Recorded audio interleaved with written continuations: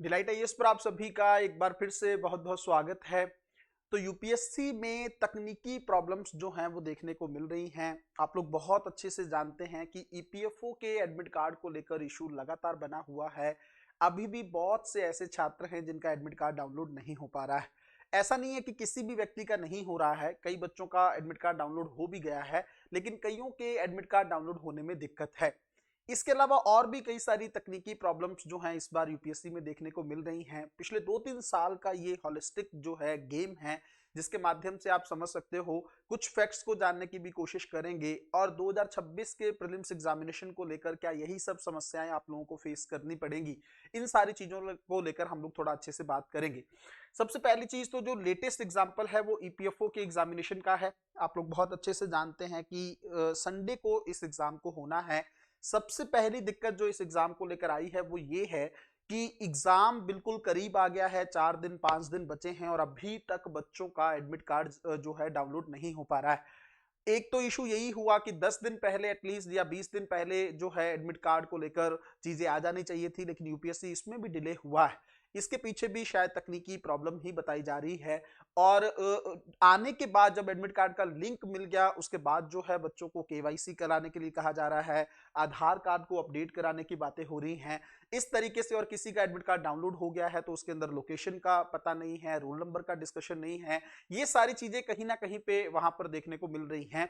तो ये तो यूपीएससी में कभी देखने को नहीं मिलता था, खास करके जहां तक मैं यूपीएससी को जानता हूं और जितने भी सालों का मेरा एक्सपीरियंस रहा है, यूपीएससी इस तरह का निकाय कभी भी नहीं रहा है। और इस तरह के टॉपिक को लेकर मुझे भी कभी वीडियो बनाने की नौबत नहीं आई। लेकिन अब जो है टॉपिक है तो कहीं ना कहीं पे इसको लेकर बात करनी जरूरी है। एक तो इशू ये है कि पीएफओ का एडमिट कार्ड डाउनलोड नहीं हो रहा है। दूसरी एक चीज बड़ी कॉमन आप लोगों ने देखी होगी वो ये कि यूपीएससी का जैसे मान लीजिए या तो प्रीलिम्स का फॉर्म आए या फिर रिजल्ट का दिन हो, उस दिन यूपीएससी की वेबसाइट जो है वो लोड नहीं होती है ना, या यूपीएससी की वेबसाइट पर इतना बर्डन देखने को मिलता है कि वेबसाइट प्रॉपर तरीके से वर्क नहीं कर पाती। ये भी यूपीएससी में पहले देखने को नहीं मिलता था। हालांकि एक छोटा सा डिफरेंस अभी जरूर आ गया है। पहले एस्पिरेंट की संख्या थोड़ी कम होती थी, अब यूपीएससी में एग्जाम देने वाले लोगों की संख्या ज्यादा हो गई है। फॉर्म भरने वाले लोग ही 15 से 20 लाख को क्रॉस कर गए। एग्जाम देने वाले लोग जो हैं, खास करके जितने भी एग्जाम हैं उनकी प्रीलिम्स की स्टेज की अगर मैं बात करूं और यूपीएससी आईएएस के एग्जाम की बात करूं, तो प्रीलिम्स देने वालों की संख्या ही 15 लाख से ज्यादा हो चुकी। ऐसी सिचुएशन में किसी भी वेबसाइट पर जो है बर्डन आना स्वाभाविक सी बात है। बट मेरा सबसे बड़ा सवाल यूपीएससी से ये है कि इतनी बड़ी संस्था है ये, पहली बात तो संवैधानिक संस्था है और इतना बड़ा एग्जाम या इतनी बड़ी जिम्मेदारी इसको सौंपी गई है, नौकरशाही का पूरा सिस्टम, उसकी भर्ती यूपीएससी के ऊपर निर्भर करती। और ये वो संस्थान है जो जिसका जितना भी खर्चा है, पैसा है, वो भारत की संचित निधि पर भारित है। इसका मतलब सरकार उसे रोक नहीं सकती, उस पर कोई मतदान नहीं होता है। इसका मतलब यूपीएससी कितना भी खर्च करे, सरकार उसको लेकर सवाल नहीं पूछने वाली। तो इतना अगर आपके पास अपॉर्चुनिटी है, इतना आपको फंडिंग को लेकर कोई इशू नहीं है, आपका जो स्टाफ है उसको लेकर आप बहुत अच्छे से चीजें कर सकते हैं, तो फिर दिक्कत कहां पर है? फिर आप उस चीज का, उस संसाधन का इस्तेमाल क्यों नहीं कर पा रहे हैं?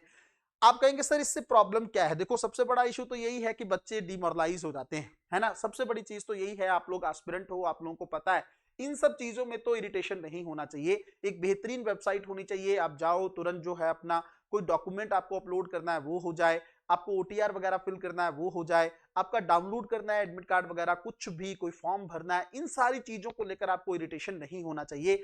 अगर ये चीज देखने को मिलती है और खास करके जब रिजल्ट आता है उस समय अगर पीडीएफ ना डाउनलोड हो रही हो या आपकी वेबसाइट ही ना ओपन हो रही हो, तो कितना मुश्किल होता है उन क्षणों में वेट करना। आपके मन में होता है मेरा नाम है लिस्ट में नहीं है, उस टाइम तो मुझे लगता है 5-6 सेकंड या 10 सेकंड का भी इंतजार किसी से नहीं होता है। ऐसी सिचुएशन में क्या ये मोरल तरीके से बच्चों का हरासमेंट नहीं है ना? तो ये थोड़ा सा मुझे लगता है एक इशू वाली बात है। दूसरी चीज ये है कि क्या ये तकनीकी खामियां यूपीएससी में बनी रहेंगी? इसके अलावा भी कोई दिक्कत है यूपीएससी के जो है टेक्निकल चीजों को लेकर? जैसे आपको पता है कि जो यूपीएससी ने अब फॉर्म को लेकर भी, खास करके सर्टिफिकेट वाले जो इश्यूज हैं या जिनका जाति प्रमाण पत्र है, जो किसी कास्ट से बिलोंग करते हैं, उन लोगों के लिए फॉर्म को काफी जटिल बना दिया है, बहुत कॉम्प्लेक्स बना दिया है। काफी लंबा लंबा फॉर्म जो है प्रीलिम्स एग्जामिनेशन में भरा जाता है। डिटेल एप्लीकेशन फॉर्म पहले भी भरा जो लॉन्ग होता था वो समझ में आता है, प्री के बाद जो आप फिल करते हैं या मींस के बाद आप इंटरव्यू के लिए जिसको फिल करते हैं वहां पे आपसे बहुत सारी डिटेल्स पूछी जाएं समझ में आता है, बट प्रीलिम्स की स्टेज पर इतना सारा डाटा पूछना है ना, तो ये कहीं ना कहीं पे यहां पर भी बच्चों को एक दिक्कत होती है। आपको पता है बाद में 2 स्टेज होने वाली हैं, इवन इंटरव्यू में डॉक्यूमेंट वेरिफिकेशन भी होने वाला है, तो फिर पहले इतने सारे डॉक्यूमेंट्स मंगाने का जो लॉजिक है वो मेरी समझ से तो अब तक बाहर ही रहा। इससे दिक्कत ये होती है कि बच्चे जो प्रीलिम्स के जोन में होते हैं जनवरी के टाइम पे जब उनको प्रीलिम्स की तैयारी करनी होती है, उनका पूरा ध्यान डॉक्यूमेंट्स की तरफ चला जाता है। किसी को समझ रहती है वो पहले ही तैयारी रख लेता है, जो नहीं पता होता कुछ लोगों को तो वो पूरा ध्यान जो है उनका 8-10 दिन 15 दिन जब तक फॉर्म की डेट्स रहती तब तक वो भागम भाग में लगा रहता है और उसका पूरा 1 महीना जो है वो स्पॉइल हो जाता है, खास करके फॉर्म को भरने में। अब ऐसी सिचुएशन में प्रीलिम्स की तैयारी कहीं ना कहीं पे पीछे हो जाती है और उसका खामियाजा उसको प्रीलिम्स के रिजल्ट वाले दिन भुगतना पड़ता है। तो ये सारी हालांकि छोटी छोटी चीजें हैं लेकिन करियर को लेकर ये बहुत बड़ी चीजें हैं और मैं ये कहता हूं चलो ठीक है समझ में आता है। वैसे तो किसी भी संस्थान के अंदर टेक्निकल प्रॉब्लम नहीं होनी चाहिए, चाहे वो एसएससी हो चाहे स्टेट पीएससी के एग्जामिनेशन हो, कहीं पर भी तकनीकी खामियां नहीं आनी चाहिए। लेकिन वही है, मशीन है, थोड़ा बहुत इशू हो सकता है, लेकिन यूपीएससी के सिस्टम में या यूपीएससी के इंफ्रास्ट्रक्चर में अगर प्रॉब्लम हो रही है तो यह बहुत बड़ा सवाल है और इसको जल्द से जल्द जो है इसका समाधान किए जाने की जरूरत है। यूपीएससी के पॉइंट ऑफ व्यू से आप लोगों को पता है सरकार जो है थोड़ा ध्यान देती है इन चीजों को लेकर, लेकिन सबसे बड़ा इशू ये है कि यूपीएससी से सवाल नहीं कोई पूछता है ना। बहुत सारी चीजें हैं जो यूपीएससी को लेकर भी दिक्कत करती हैं, जैसे आरटीआई का जवाब यूपीएससी बहुत अच्छे से नहीं देता है, मेंस की कॉपीज के बारे में कुछ नहीं पता चलता है, इवैल्यूएशन कैसे होता है, किस बेस पर मार्किंग हो रही है, किस बच्चे के किस पेपर में, जैसे पेपर के अंदर सब्जेक्ट वाइज कितने नंबर है, ये सब चीजें नहीं पता चल पाती, किसके मार्क्स कटे तो किस बेस पर कटे, ये सारी चीजें भी नहीं पता चल पाती हैं। प्रीलिम्स के आंसर की को लेकर अब इस बार जरूर यूपीएससी ने बोला है कि वो प्रोविजनल आंसर की पहले जो है दे दिया करेंगे, लेकिन कहीं ना कहीं पे इसके अलावा भी बहुत सारे सुधार हैं जो अभी यूपीएससी में होने बाकी। अभी तो उन सुधारों को लेकर बहुत सारा प्रोसेस बाकी है और उससे ही पहले यूपीएससी में इस तरह की खामियां देखने को मिली हैं, तो ये अपने आप में बहुत बड़े सवालों को क्रिएट कर रही।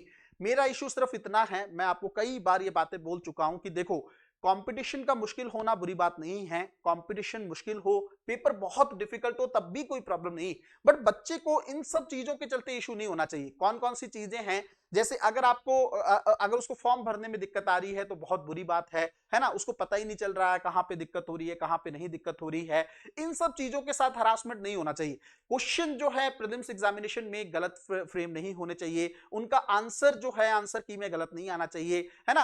अनऑफिशियल की का कहीं ना कहीं पे इतना ज्यादा डिफरेंस आ जाता है ऑफिशियल की से, ये सब नहीं होना चाहिए।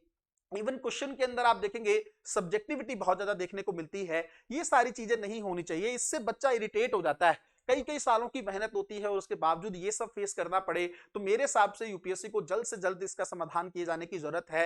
वेबसाइट को लेकर बहुत अच्छे से काम करने की जरूरत है ताकि बच्चों को इस तरह की खामियों का सामना ना करना पड़े। ईपीएफओ को लेकर अगर कोई बच्चा वीडियो देख रहा है तो आप परेशान मत होइए, कई सारे लोगों के एडमिट कार्ड डाउनलोड हो चुके हैं। आप भी देखिए कि आपका आधार कार्ड को लेकर चीजें मांग रहा है, आप उसको अपडेट करिए, उसके बाद डाउनलोड करने की कोशिश करिए तो आपका एडमिट कार्ड भी डाउनलोड हो जाएगा। मिलते हैं अगली वीडियो में, तब तक अपना ध्यान रखें, अपनी पढ़ाई को लेकर बहुत अच्छे से जो है तैयारी करते रहें। बहुत बहुत शुक्रिया आप लोगों का।